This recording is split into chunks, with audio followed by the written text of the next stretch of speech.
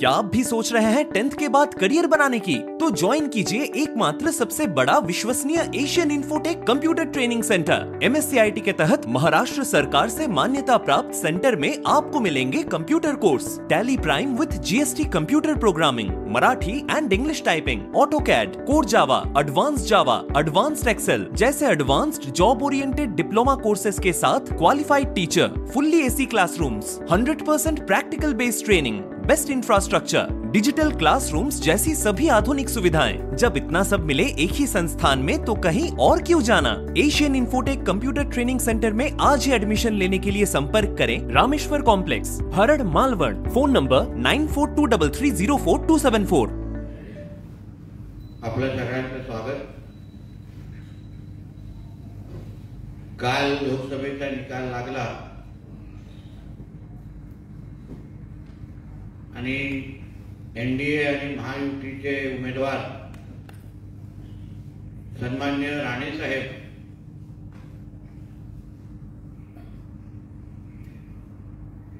हे 48,000 मतांनी निवडून आले आणि आपल्या हक्काचा आणि विचाराचा खासदार हे रत्नागिरी सिंधुदुर्गच्या जनतेने काल निवडून दिला। आम्ही पहिल्या दिवसापासून हा आत्मविश्वास दाखवत होतो की ह्या मतदारसंघाचा पुढचा खासदार हा कमळ चिन्हाचाच असेल। त्याचं कारण असं आहे की इकडच्या मतदार जनतेने ठरवलं होतं की 10 वर्ष विनायक राऊतांसारखा निष्क्रिय खासदाराला आता बदलायचं आणि मोदीजींच्या बरोबर अगर खासदार आपल्याला पाठवायचा असेल तर आपल्याला सन्मान्य राणे साहेबांनाच मतदान करून मोदीजींना आपलं समर्थन दाखवायचं आहे आणि त्या दृष्टिकोनातून मतदान झालेलं आहे।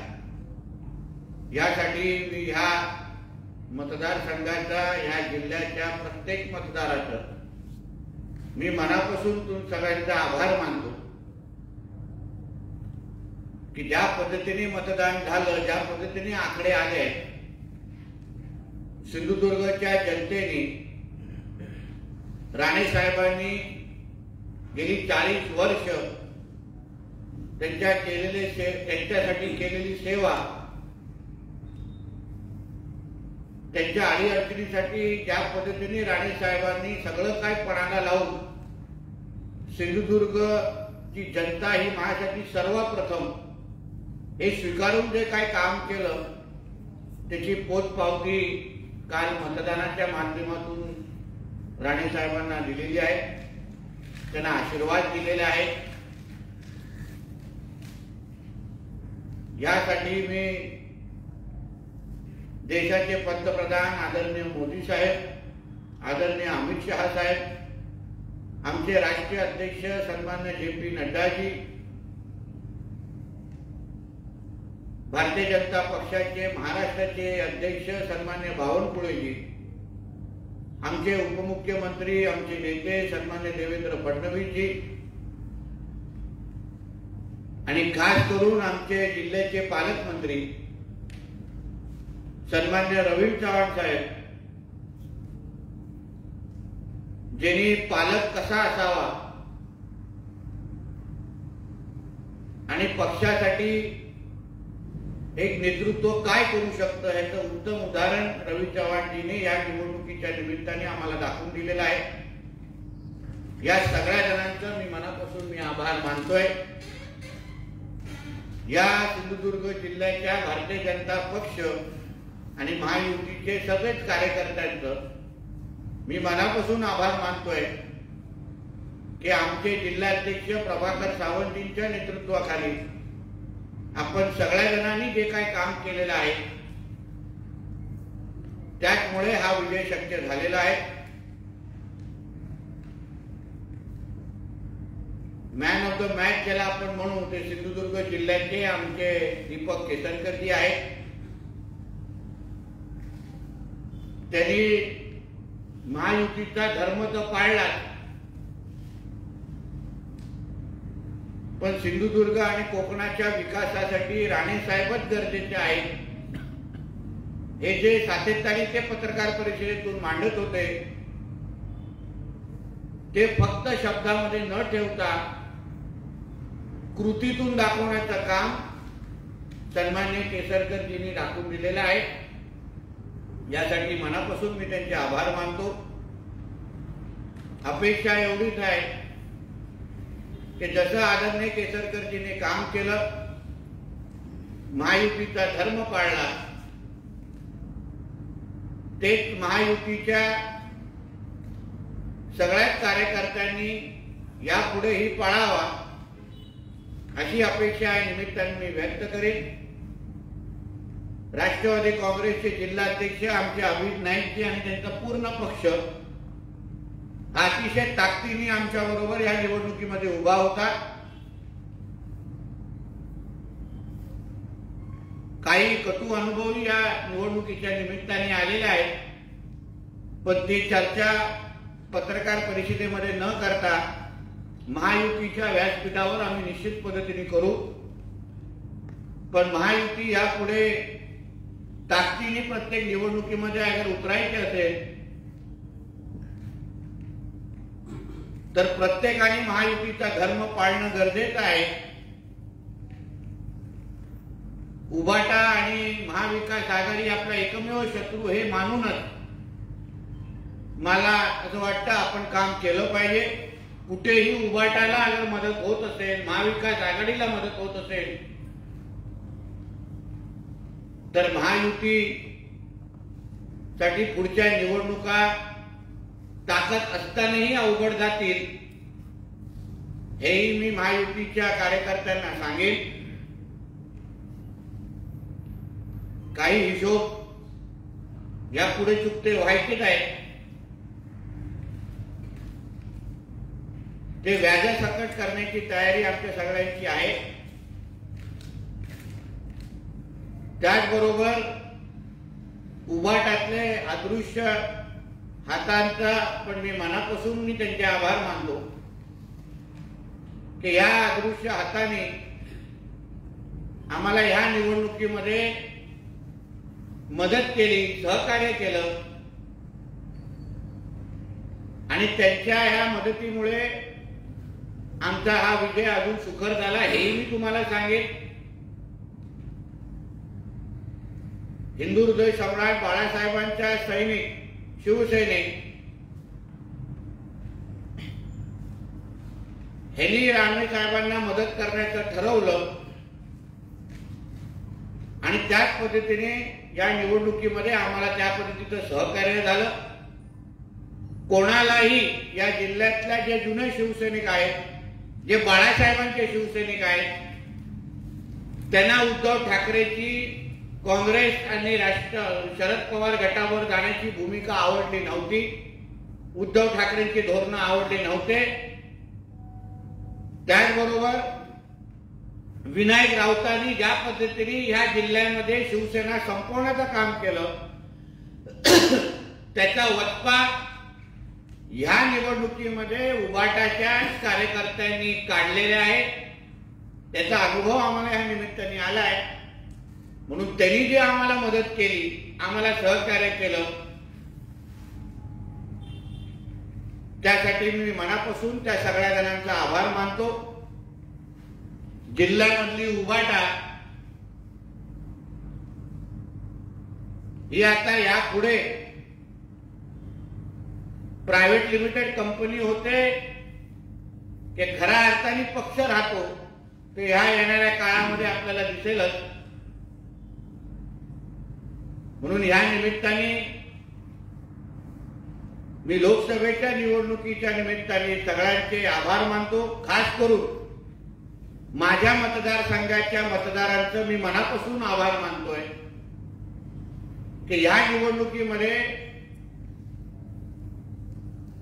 रत्नागिरी सिंधुदुर्ग या लोकसभेमधला 1 नंबरचा मतदारसंघ जवळजवळ 42,000 ची लीड ही राणे साहेबांना ह्या कणकवली, देवगड, वैभववाडी मतदारसंघाने दिली. यासाठी मी माझ्या सर्व मतदारांचा, त्यांचा लोकप्रतिनिधी, आमदार म्हणून मी मनापासून आभार मानतो. मी वारंवार बोलत आलेलो आहे की जेव्हा उद्धव ठाकरेंची ह्या कणकवलीमध्ये सभा झाली, त्या सभेमध्ये त्यांनी जे काही शिव्या शाप आम्हा लोकांना दिल्या, राणे साहेबांना नावं ठेवली, मला शिव्या घातल्या, मी त्याच्यानंतरच्या पत्रकार परिषदेमध्ये आवर्जून बोललेलो की ह्याचं उत्तर माझे मतदार मतपेटीतून देतील. मतदानाच्या माध्यमातून वचपा काढतील. माझ्यावर माझ्या मतदारांचं किती प्रेम आहे ते मतपेटीतून, त्या आकड्यातून दिसून येत आहे. म्हणून मी नेहमी बोलतो की उद्धव ठाकरे जेवढ्यांना ह्या मतदारसंघात येतील, मला शिव्या घालतील, मला नावं ठेवतील, तेवढंच जास्त लीड हे मला निवडणुकीमध्ये माझं वाढत जातं. विधानसभेमध्ये मला 30,000चं लीड होतं, आता ते 42,000 या लोकसभेमध्ये झालेलं आहे. येणाऱ्या विधानसभेमध्ये माझे मतदार माझ्या मागे अजून ताकदीने उभे राहतील. म्हणून माझ्या विरोधकांनी माझ्यावर वैयक्तिक आरोप, माझ्यावर जे काही टीका टिप्पणी, पत्रकार परिषदेमध्ये जे काही खोटे नोटे आरोप माझ्यावर केले जातात, मी कधीच त्यांना उत्तर देण्याच्या भानगडीत का पडत नाही. कारण का माझे मतदार मला हक्काने सांगतात की तुम्ही त्या भानगडीत पडू नका, तुम्ही फक्त आमचा विकास करण्यामध्ये व्यस्त राहा. त्यांना उत्तर देण्याची जबाबदारी आमची आहे आणि त्या पद्धतीने लोकसभेमध्ये उत्तर दिलेलं आहे. म्हणून परत एकदा माझ्या तिन्ही तालुक्याच्या मतदारांचं मी आपल्या सगळ्यांच्या माध्यमातून मनापासून मी आभार मानतो. आज सकाळी जे संजय राजाराम राऊत जे बडबडला आहे, मला कालपासून कळत नाही की उबाटावाले आणि महाविकास आघाडीवाले कुठल्या गोष्टीचा दिवाळी साजरा करतायत.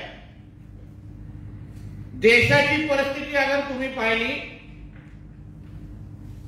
तर जेवढे भारतीय जनता पक्षाचे सगळे खासदार, फक्त भारतीय जनता पक्षाचे जेवढे खासदारांचं टोटल आहे तेवढे खासदारांचं टोटल इंडिया ब्लॉकचं आहे, इंडिया अलायन्स आहे. एनडीए म्हणून तर आम्ही जवळपास 251 वर गेलेलो आहे. म्हणजे तुम्ही कुठल्या गोष्टीचा आनंद मिळवता हेच मला कळलेलं नाही.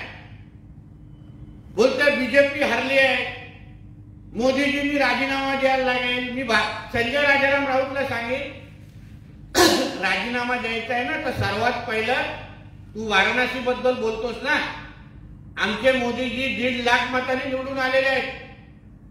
राऊंड मध्ये मागे पुढे या गोष्टी होतात, मोठी गोष्ट नाही. तू निवडणूक लढवत नाही म्हणून तुला कळत नाही. पण तुझ्या मालकाचा मुलगा आदित्य ठाकरे, त्याच्या वर्णी मतदारसंघामध्ये त्याची काय अवस्था झाली हे जाऊन विचार. एवढा मोठा नेता, एवढे सगळीकडे राज्यभर बोंबलत बसला, मोठी मोठी भाषणं केली, मोदीजींवर टीका केली आणि स्वतःच्या मतदारसंघामध्ये त्याचे उमेदवार अरविंद सावंतांना फक्त 5,000ची लीड दिलेली आहे. 5,000ची. आम्ही इथे 41,000ची लीड देऊन इथे बसलेलो आहे. तू मोदीजींचा राजीनामा मागण्या अगोदर, भारतीय जनता पक्षाचा राजीनामा म्हणजे हरले म्हणण्या अगोदर पहिला आदित्य ठाकरेला सांग, वरळीचा राजीनामा दे. आमदारकीचा अगर लाग असली तर, थोडी तरी शरम असली तर, तोंड काळा करून आलेला आहे तिथे वरळीला. एवढं अगर 4.5 वर्ष, ज्याच्यामध्ये 2.5 वर्ष स्वतः मंत्री होता, वडील मुख्यमंत्री होता, तरी पण स्वतःच्या मतदारसंघामध्ये फक्त 5,000ची लीड त्याच्या त्या अरविंद सावंतला देऊ शकलेला आहे. म्हणून मोदीजींचा राजीनामा मागण्या अगोदर, भारतीय जनता पक्ष हरले म्हणण्याच्या अगोदर तुझ्या आदित्य ठाकरेला पहिले सांग राजीनामा दे आणि पहिला घरी बस आणि मग आमच्यावर टीका करण्याची हिंमत कर. काँग्रेसकडे 13 खासदार निवडून आलेले आहेत. तुझ्या मालकाकडे 2019ला तुझा मालक जेव्हा मोदीजींबरोबर होता तेव्हा त्याचे 18 खासदार निवडून यायचे 22-23 लढून. आता उद्धव ठाकरेच्या उभाटाने 21 सीट लढवलेले आहेत आणि आले तिथे निवडून 9. म्हणजे हा काय स्ट्राईक रेट चांगला आहे. आणि त्या जे काही 9 खासदार निवडून आले त्याच्यामध्ये मूळ मतदान वोट बँक ज्याला म्हणतात ती उभाटाची केवढी आहे, किती आहे? उद्धव ठाकरेचा प्रत्येक खासदार हा अल्पसंख्या मतांवर निवडून आलेला आहे. काँग्रेसच्या आमदारांनी त्याला मतदान दिलेलं आहे आणि म्हणून उद्धव ठाकरेचे 9 निवडून आलेले आहेत. काँग्रेसची अगर साथ नसती तर ह्याचे एक पण खासदार निवडून येऊ शकत नाही. मग कशाची दिवाळी साजरा करतोय, कशाला नाचून दाखवतोय? बेगानी शादी में अब्दुल्ला दिवाना जे काय आहे ना म्हणतात ना, हा उगाच दाड्या कुरवडत बसलेला आहे. शिंदे साहेबांनी 15 लढवले, त्याच्यामध्ये 7 निवडून आलेले आहेत. म्हणजे स्ट्राईक रेट शिंदे साहेब, एकनाथ शिंदेचा शिवसेनेचा चांगला की ह्या उभाटाचा चांगला हे जनतेने ठरवावं. म्हणून उगाच आव वाढू नका. तुमचा हार झालेला आहे. उद्धव ठाकरेचं तोंड काळं झालेलं आहे.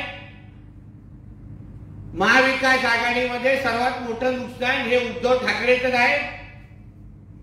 मी उद्धव ठाकरेला सांगेन, मातोश्री सोड आणि 10 जनपदच्या बाहेर जाऊन वॉचमॅनची नोकरी कर. कारण का त्यांच्यामुळे तुझे 9 खासदार निवडून आलेले आहेत. म्हणून उगाच भारतीय जनता पक्ष आणि आदरणीय मोदीजी, आदरणीय आमचे देवेंद्र फडणवीस आहेत. अहो, मोदीजींच्या नेतृत्वाखाली भारतीय जनता पक्षाचे जवळपास 250 खासदार तरी निवडून येतात एकट्याच्या ताकदीवर. ज्या काँग्रेसला तुम्ही बढाया मारताय त्यांचे फक्त 99 म्हणजे 100 खासदार पण निवडून आलेले नाही. आणि म्हणे सरकार बनवतो. सकाळी सकाळी 90 मारल्यानंतरचा रात्रीचा इफेक्ट दिसतोय आणि म्हणूनच मोठे सरकार बनवण्याची भाषा होते. म्हणून आमच्या सगळ्या देवेंद्र फडणवीस साहेब आणि या सगळ्यांवर टीका करण्या अगोदर तुझ्या मालक जो काही काँग्रेसच्या कुबड्यांवर जिवंत आहे, काँग्रेसच्या सलाईंवर जो काही जिवंत आहे, काँग्रेसची ज्या दिवशी व्हेंटिलेटरची वायर खेचली, तुझ्या मालकाच्या उभाटा पक्षाच्या भावपूर्ण श्रद्धांजली होऊन जाईल अशी पद्धतीची परिस्थिती तुझ्या लोकांची आहे. पूर्ण कोकणामध्ये तुझ्या मालकाची उभाटा साफ झालेली आहे. राणे संपले. बोलणारे आता कुठे गेले? बिळात बसलेले आहेत. पालघरमध्ये तिथे आमच्या रवी चव्हाण साहेबांच्या नेतृत्वाखाली भारतीय जनता पक्षाचा खासदार निवडून आलेला आहे. ठाण्यामध्ये आणि कल्याण डोंबिवलीमध्ये एकनाथ शिंदे साहेबांचे खासदार निवडून आलेले आहेत. या रायगडमध्ये आमचे सुनील तटकरे साहेब निवडून आलेले आहेत आणि तळ कोकणामध्ये आमचे राणे साहेब निवडून आलेले आहेत. तर कुठल्या बडाया मारताय तुम्ही? ना ठाणा राहिल्या, ना कल्याण डोंबिवली राहिलं, ना सिंधुदुर्ग राहिलं, ना संभाजीनगर राहिलं. हे जिथे जिथे मुंबईमध्ये ह्यांचे खासदार निवडून आलेले आहेत. मी आपल्याला विनंती करतो, मुद्दामून कोणाच्या विधानसभेतून निवडून जास्त मतदान झाले ह्याचं विश्लेषण पत्रकार म्हणून तुम्ही करा. उदाहरण अनिल देसाई जो खासदार म्हणून आता निवडून गेले आहेत, त्यांना सर्वात जास्त मतदान हे वर्षा गायकवाडच्या मतदारसंघातून झालेलं आहे, ज्या काँग्रेसचे आमदार आहेत. म्हणजे ते मतदान नसतं तर अनिल देसाई तोंडावर आपटले असते. म्हणून संजय राजाराम राऊतला सांगे, तुला निवडणुकीचं विश्लेषण करायचं आहे ना, तर ये आमच्या सिंधुदुर्गामध्ये बस बाजूला. विश्लेषण काय असतं हे आम्ही तुला दाखवून देऊ. तुझ्या मालकाच्या उभाटाला आम्ही लोकांनी कोकणातून हद्दपार करून टाकलेलं आहे अधिकृत. इकडच्या जनतेने तुम्हाला सबसेल नाकारलेला आहे. तुम्ही जेव्हा जेव्हा कोकणाच्या मुळावर, विकासाच्या मुळावर आलेला आहात, जेव्हा जेव्हा आमच्याकडे प्रकल्प आले तेव्हा त्याचा विरोध करण्यासाठी तुम्ही जे पुढे आलेला आहात, त्या सगळ्या गोष्टीला इकडच्या जनतेने सबसे नाकारलेला आहे. यापुढे आमच्या कोकणामध्ये, आमच्या सिंधुदुर्ग रत्नागिरीमध्ये रोजगार निर्मितीचे मोठ्या प्रमाणामध्ये प्रकल्प आणण्याची आमची तयारी आहे. सीवळ सारखे प्रकल्प असेल, ग्रीन रिफायनरी असतील, हे सगळे प्रकल्प आता आमच्या कोकणामध्ये, आमच्या सिंधुदुर्ग रत्नागिरीमध्ये इथे उभे राहणार. आमची मुलं, तरुण तरुणी यांना गोवा राज्याकडे जायची गरज भासणार नाही, यांना मुंबई पुण्याकडे जायची गरज भासणार नाही. त्यांच्याच गावामध्ये राहून हक्काच्या नोकऱ्या आमच्या मुलांना भेटणार. आता उद्धव ठाकरे आणि त्याच्या उबाटा नावाची काळी मांजर ही कायमस्वरूपी आमच्या कोकणातून हद्दपार झालेली आहे. आणि ज्या ताकदीने आम्हाला या जिल्ह्यामध्ये तिन्ही मतदारसंघामध्ये यश मिळालेलं आहे, म्हणजे येणाऱ्या विधानसभेमध्ये या तिन्ही मतदारसंघामध्ये तुम्हाला महायुतीचे आमदार ताकदीने दिसतील, निवडून येतील, एवढा ठाम विश्वास मला ह्या निमित्ताने व्यक्त करायचा आहे. इथेच सांगतो. धन्यवाद. आपले काय प्रश्न असेल तर विचारा. त्याचबरोबर महाराष्ट्र नवनिर्माण सेनेचे प्रमुख सन्मान्य राज साहेबांचं पण मी ह्या निमित्ताने मनापासून आभार मानेन की राज साहेबांनी राणे साहेबांसाठी इथे आले, त्यांनी इथे मोठी सभा घेतली, प्रचार केला आणि त्यांच्या त्या पूर्ण सभेच्या एकंदरीत त्या पूर्ण प्रभावामुळे आम्हाला निश्चित पद्धतीने आम्हाला मदत झाली. लोकांना सत्य कळलं आणि राज साहेबांनी जसं सांगितलं की बाका वाजवणारे खासदार नको, पण मंत्री झालेला खासदार आपल्याला हवा, ते लोकांनी ते वाक्य स्वीकारलं आणि विनायक राऊताला आता कायमस्वरूपी मुंबईची तिकीट ह्याच जनतेने काढून दिलेली आहे. आता विकासाचा आड कोणीही येणार नाही, एवढी काळजी इकडच्या जनतेने घेतलेली आहे. धन्यवाद.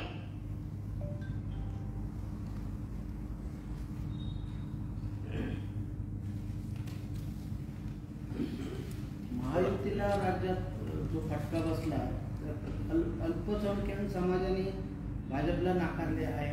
असं आहे की एकत्रित त्याचं विश्लेषण आता अजूनपर्यंत केलेलं नाही. आता कालच निवडणुका संपल्या, काही निकाल काल रात्रीपर्यंत लागत होते. मला वाटतं 1-2 दिवसामध्ये जेव्हा त्याचं विश्लेषण, त्याची माहिती आणि त्याचा एकत्रित अंदाज आम्ही घेऊ, त्यानंतर आपल्याशी बोलू का नेमकं काय झालं, कुठे झालं आणि कसं झालं. मग आमच्या जिल्ह्यातल्या अल्पसंख्याक आणि या मतदारसंघाच्या अल्पसंख्याक समाजाने अशी भूमिका का घेतली नाही, म्हणून एकंदरीत सगळ्या जणांना त्या चौकटीमध्ये बांधणं हे चुकीचं आहे. या मतदारसंघाच्या अल्पसंख्याक समाज हे आमच्या बरोबर ताकदीने राहिलेला आहे आणि त्याच्यामुळे हा चांगल्या पद्धतीने निकाल लागलाय.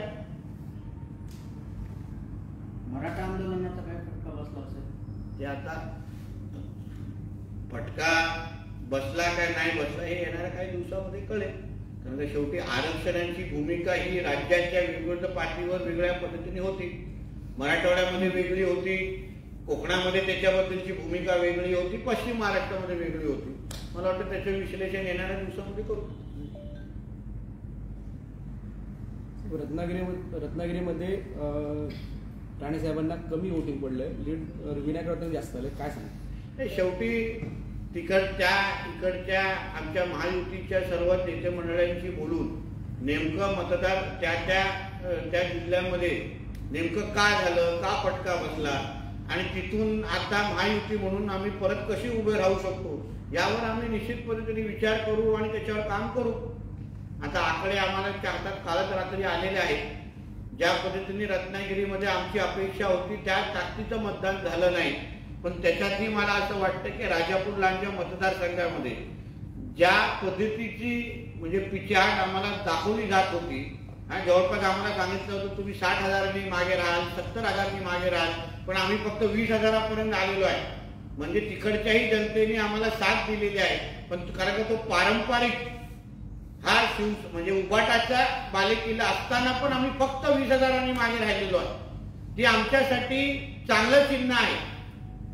म्हणून यापुढे तिकडे विधानसभेच्या निमित्ताने तिथे कशी रणनीती आखायची, कारण का भारतीय जनता पक्ष आता तिकडचा 2 क्रमांकाचा पक्ष म्हणून उभा राहिलेला आहे राजापूर लांजा मतदारसंघामध्ये. म्हणून त्या बाबतीत त्याबद्दलचा विचार करून विधानसभेचा निर्णय घ्यावा अशी मागणी या निमित्ताने आम्ही करू.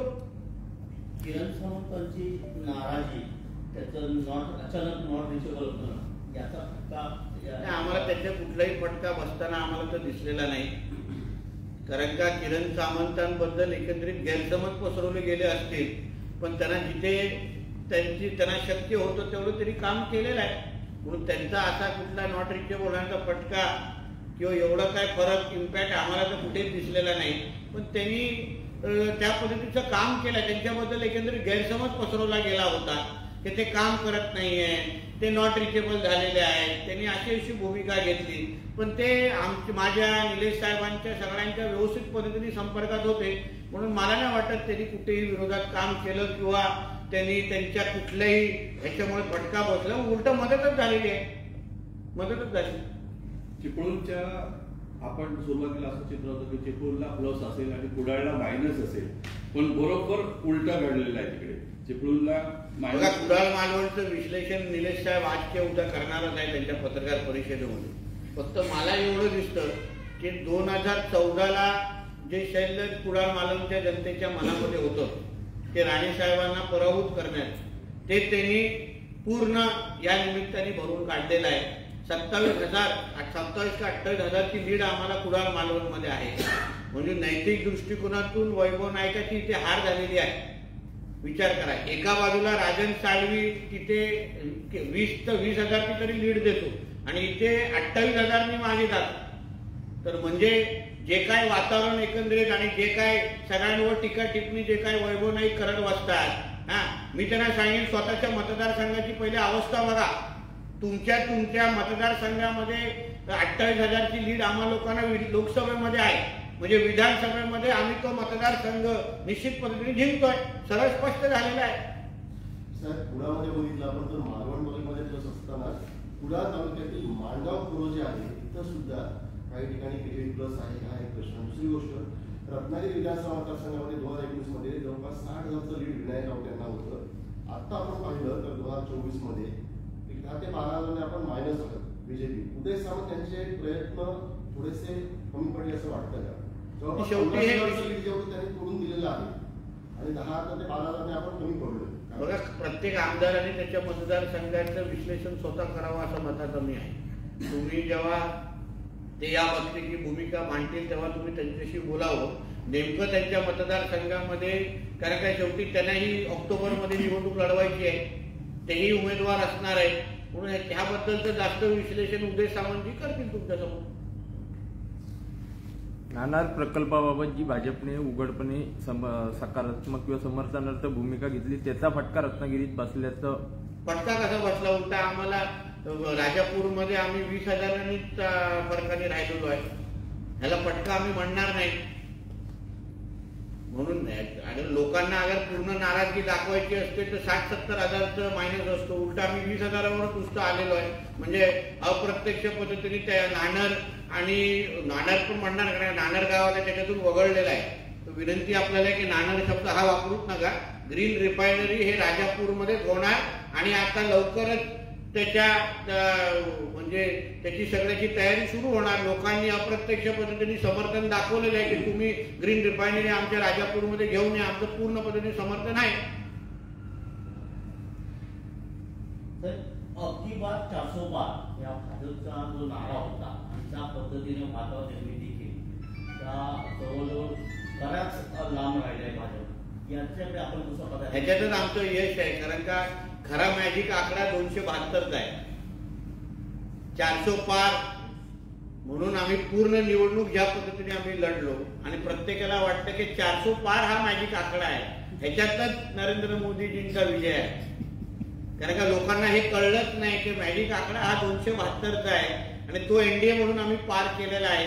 पण जो 100% मिळवणारा विद्यार्थी आहे त्याला 90% मिळालं तर लोकांना वाटतं की तो फार कमी गेला, पण ते विसरत नाही की तो 90%वर आलेला आहे. म्हणजे नरेंद्र मोदी साहेबांच्या नेतृत्वावर लोकांना एवढा विश्वास होता की हे 100% मिळवणार, त्याच्यामध्ये फक्त 90%वर आलं, पण तरी पण मेरिट लिस्टमध्ये तर आहोत ना, कळलं ना. म्हणजे हा एक योग्य पद्धतीने केलेला नरेटिव्ह होता आणि तो यशस्वी होत असताना आपल्याला दिसतोय. संजय राऊत म्हणतायत आता त्यांच्या हातात काय राहिलं नाही, आता नितीश कुमार आणि यांच्या हे रखवादार आहेत लोकशाहीचे. म्हणून तो बोलतो ना, त्यांच्या त्या मालकाने, संजय राजाराम राऊतच्या मालकाने 10 जनपदला जाऊन बाहेर वॉचमॅनची नोकरी करावी.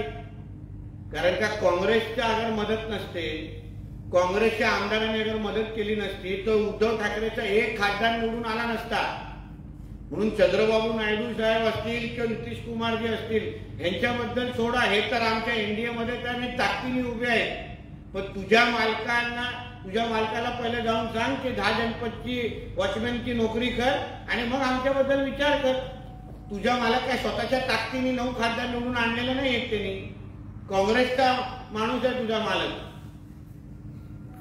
आपल्यामध्ये सरकार भाजपचं पेट, कारण नितीश कुमारने आता दबाव तंत्र वापरण्याचा प्रयत्न केला आहे. त्यांचे जे मंत्री आहेत जुबेर खान म्हणून, त्यांनी मागणी केली आहे की नितीश कुमारांना पंतप्रधान करावं. बघा आता ती एनडीए म्हणून आमचं सरकार बसत आहे, त्या पद्धतीची चर्चा त्या लेवलला सुरू आहे. निश्चित पद्धतीने परत एकदा एनडीएचं सरकार देशामध्ये येईल, ह्याच्यामध्ये काही चिंतेची गोष्ट नाही. सगळ्या नितीश कुमारजींना असो किंवा चंद्रबाबू नायडूजींना, ह्यांना हे जे काही इंडिया अलायन्स नावाचं दुकान आहे, हे किती, त्याची काय किंमत आहे हे चांगल्या पद्धतीने माहिती आहे. ते दोघंही अनुभवी नेते आहेत. म्हणून मला विश्वास आहे की नरेंद्र मोदी साहेबांच्या नेतृत्वाखाली परत एकदा तिसऱ्या वेळी एनडीएचं सरकार बसतं. तर कालच्या निकालानंतर उद्धव ठाकरेंनी प्रतिक्रिया देताना एक वाक्य असं म्हटलं होतं की सत्ताधाऱ्यांचा मार हा एका बोटाने सुद्धा उतरवला जाऊ शकतो, हे भारतीय जनतेने संपूर्ण जगाला दाखवून दिलं आहे. मग कोकणाच्या जनतेने कुठे बोट घातलंय उद्धव ठाकरेच्या? सांगा मला.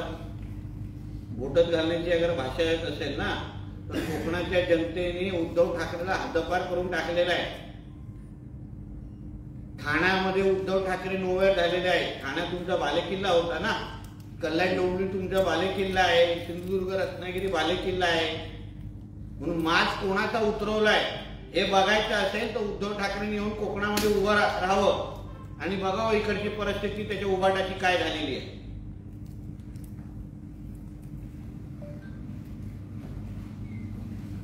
ठीक आहे, थँक्यू.